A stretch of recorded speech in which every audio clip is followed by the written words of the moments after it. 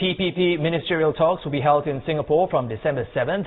Ahead of the talks, Channel NewsAsia's Augustine Antavan caught up with Kirk, Wagar, the U.S. ambassador to Singapore, who reiterated the importance of the trade deal.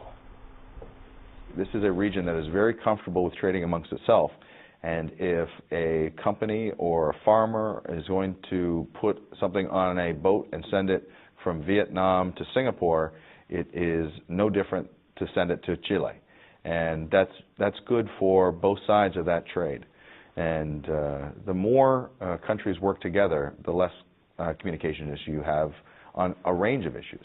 But I think the Trans-Pacific Partnership is absolutely a positive thing for all of our countries as we try to move forward together and continue to develop.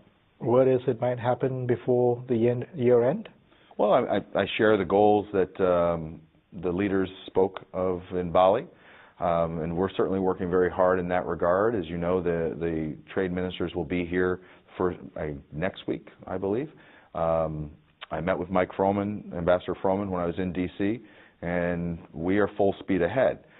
But the exciting part about TPP is that it is a document that we expect to be bound by and others expect to be bound by. So when you get to the end, that little bit of tweaking on page 8 is completely reasonable if it's a document that you expect to hold others accountable to.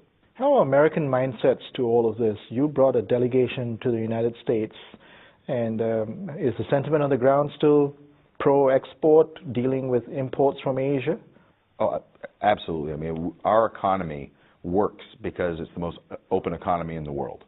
And we are based on trade, and we're based on bilateral and multilateral relationships to expand economies for our goods, but also the intellectual capital that goes back and forth.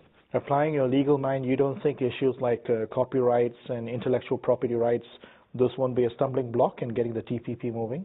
No, because I think that the countries who have signed on to TPP understand how important that is. Nobody is going to open a manufacturing plant if they're worried about 3 years down the road, someone taking all that intellectual capital and starting their own. They're just not going to invest in the region. So that's bad for the countries. And the countries that are on the forefront of TPP understand that, but many others are hoping to get in. But intellectual property is really fundamental to this agreement being successful, because that's the only way that people are going to invest.